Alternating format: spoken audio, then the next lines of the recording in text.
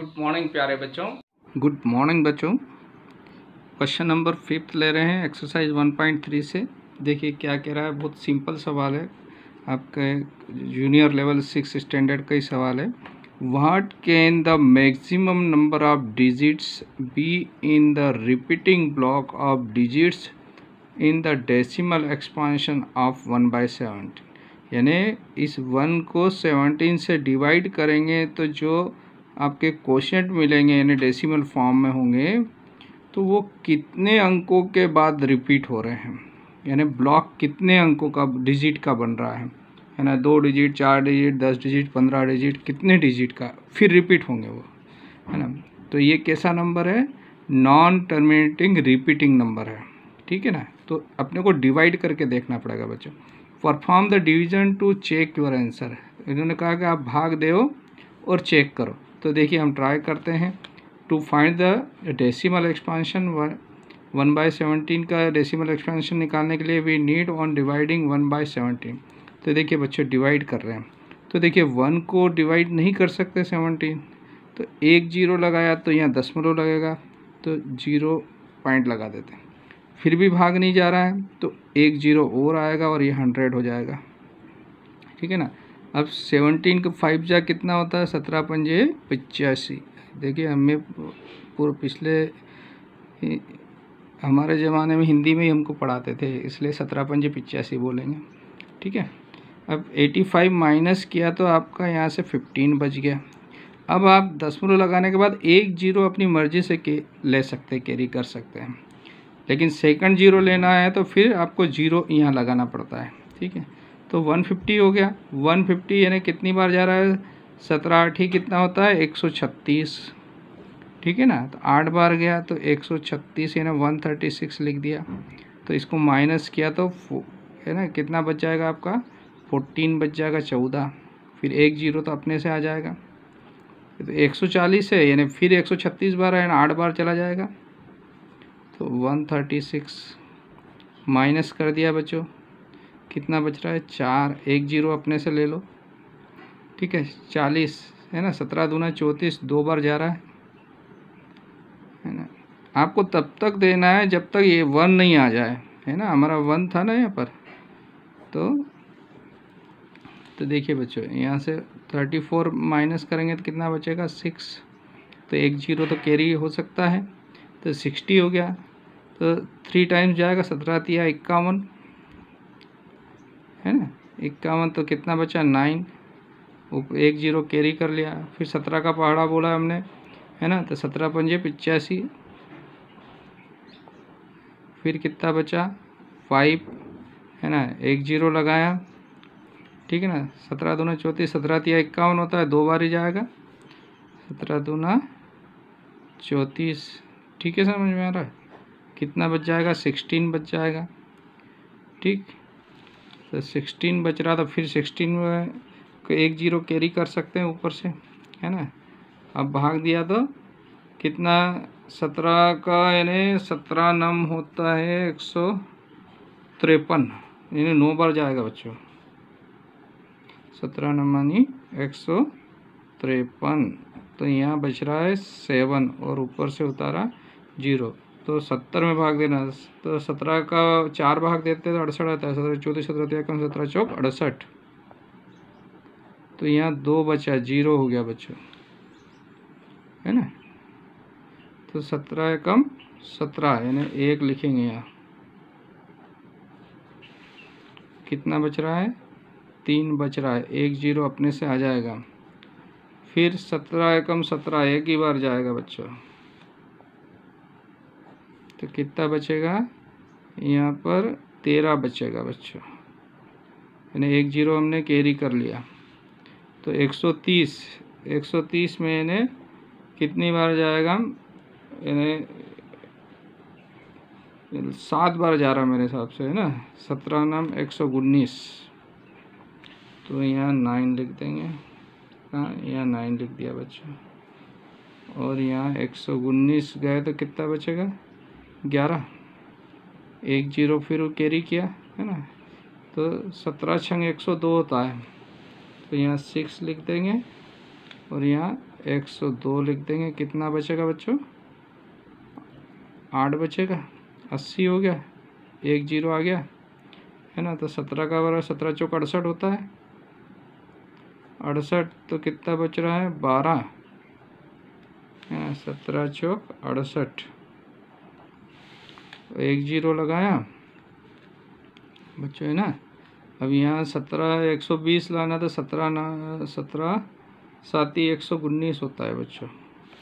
तो यहाँ 7 लगा दिया। अब यहाँ 1 मिल गया बच्चों। 1 यहाँ पर भी 1 था बच्चों हमारे पास, यहाँ पर भी 1 था। ये जो था 1 था हमारा ये, और यहाँ रिमाइंडर वापस से 1 मिल गया। तो इसका मतलब ये सारे नंबर वापस से रिपीट हो गए, पूरा ब्लॉक। यानी ये कितने अंकों का ब्लॉक है, इसको गिन लेते हैं। 1 2 3 4 5 6 7 8 9 10 11 12 13 14 15 16 नंबर का जो ब्लॉक है ये पूरा रिपीट होगा बच्चों। तो हम आंसर लिख देंगे 16 नंबर ब्लॉक जो है। तो प्यारे बच्चों 16 डिजिट रिपीट हो रहे हैं। यहाँ पर एक मिस्टेक कर दी, 57 हो रहा है ये, है ना। 17 57 119 होगा, हमने यहाँ 9 लिख दिया था, तो इसको करेक्शन कर लेना, ये 7 आएगा। 7641, ठीक है ना। तो 1/17 को डिवाइड कर रहे हैं, तो ये 16 डिजिट फिर से रिपीट होंगे। तो ये पूरा 16 डिजिट का ब्लॉक बनेगा। कितने का बनेगा? 16। तो ये हमारा आंसर होगा, वो 16 डिजिट होगा। तो आपको समझ में आ गया होगा बच्चों। ओके, थैंक यू बच्चों। क्वेश्चन नंबर 6 ले रहे हैं, क्लास 9th का एक्सरसाइज 1.3 चल रहा है हमारा, है ना। बहुत इंटरेस्टिंग क्वेश्चन है, 2 मार्क्स में आपको एग्ज़ाम में आ सकता है, और आपके जनरल नॉलेज के लिए भी बहुत ज़रूरी है क्वेश्चन को जानना। क्या कह रहा है? Look at several examples of rational number in the form p/q where p and q are integers with no common factor other than 1 having terminating decimal expansion. Can you guess what property q must satisfy? वो कह रहा है कुछ ऐसे example आपने देखे हैं बहुत सारे, जो रैशनल नंबर p/q के फॉर्म के हैं, और जब उनको डिवाइड करते हैं यानी डेसिमल एक्सपांशन निकालते हैं, तो उनका टर्मिनेटिंग होता है, यानी वो नॉन टर्मिनेटिंग नहीं आता है, उनका रिमाइंडर 0 आ जाता है। ऐसे एग्जाम्पल दो आप जिनका रिमाइंडर 0 आ जाता हो, उनके कुछ एग्जाम्पल्स देना है हमको।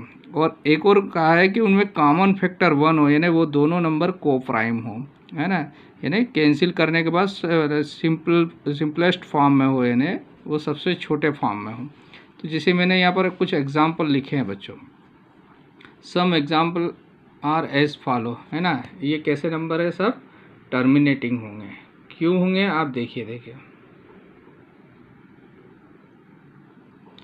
जैसे 1 में 2 से डिवाइड, तो ये तो आता है आपको, देखिए यहाँ पर करके देखते हैं।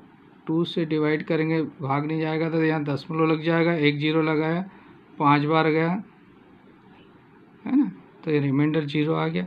तो 1/2 कितना हो गया? 0.5। 0.5 कैसा नंबर है? टर्मिनेटिंग नंबर है ना। टर्मिनेटिंग, है ना, ये टर्मिनेटिंग नंबर है। अब जैसे 2/5 लिया मैंने, यानी अब मैं किस में डिवाइड कर रहा हूँ? 2 में 5 से डिवाइड कर रहा हूँ, तो भाग नहीं जाएगा, तो यहाँ तो दशमलव लग जाएगा, इधर 0, 5 चौक 20, ठीक है। रिमाइंडर 0 आ गया। तो इसको डिवाइड किया था 0.4। ये भी कैसा नंबर हो गया बच्चों? टर्मिनेटिंग नंबर है। फिर यहाँ देखते हैं एक और एग्जांपल, 3/10।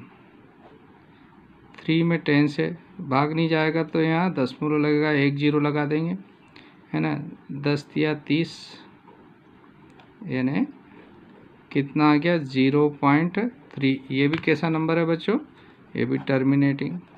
ऐसे आप बहुत सारे एग्जाम्पल दे सकते हो, लेकिन इसमें एक बात का विशेष ध्यान रखना है, जो आप देख रहे होगे, डिनोमीटर को देखो इसके, इनके डिनोमीटर कैसे हैं। जैसे अब यहाँ एक और एग्जाम्पल ले लेते हैं। 3 में 2 से डिवाइड करेंगे, 1 बार जा रहा है, 1 बचा, है ना। अब 1 में भाग नहीं जाता है, तो दशमलव लगा देंगे, 1 0 कैरी कर लेंगे, एक बार ले सकते हैं 0, 2 पंजे 10, रिमाइंडर 0 आ गया, यानी ये भी टर्मिनेटिंग हो गया।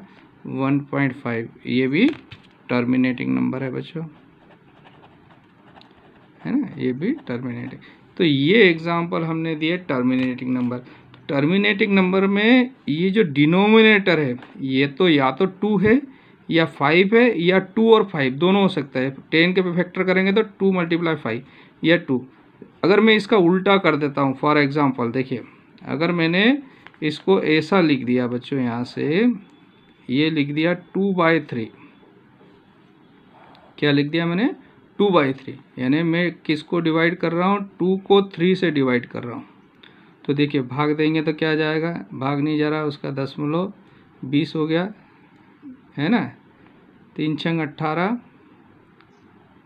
फिर 2 बचा, फिर 1 0 ले सकते हैं। 3 × 18, फिर 2 बचा, फिर 0 ले सकते हैं। 3 × 18, यानी क्या हो रहा है बच्चों, यहाँ 2 बचता ही जा रहा है, यानी ये 2/3 को जब सॉल्व कर रहे हैं तो 0.666 और ये, यानी इसका आंसर आ रहा है 0.6 बार।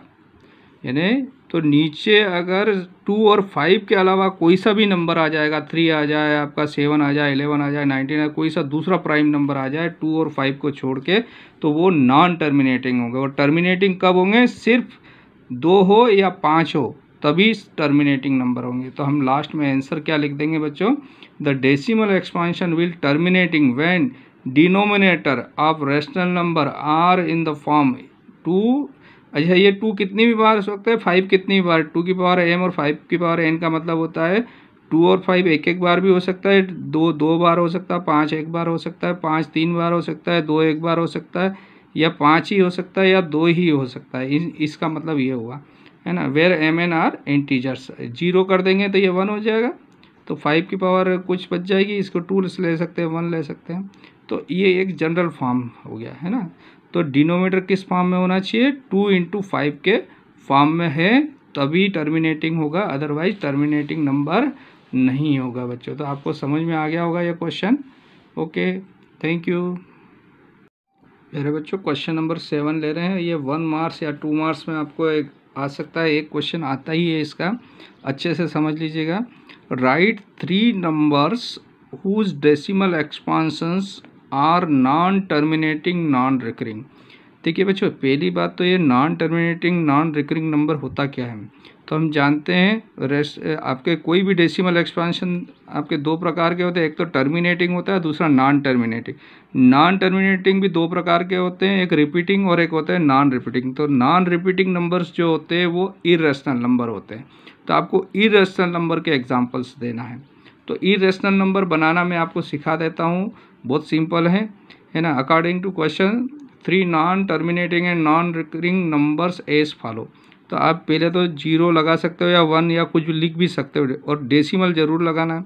अब डेसिमल के बाद आपको रिपीटिंग ब्लॉक नहीं आए ऐसे नंबर्स लिखना है। तो उसका एक सिंपल तरीका है, जैसे आपने स्टार्ट कर दिया किसी से 1 से स्टार्ट कर दिया, फिर उसके बाद में 0 फिर 1 लिख दो, या 2 भी लिख सकते हो आप। 1 लिखा, फिर 2 0 लगाओ, फिर आपने वही नंबर लिखा 1, फिर 3 0 लगाया, फिर वही नंबर लिखा, फिर 4 0 लगाया, फिर वही नंबर लिखा, फिर अब 5 0 लगाएंगे, फिर 6 0 लगाएंगे।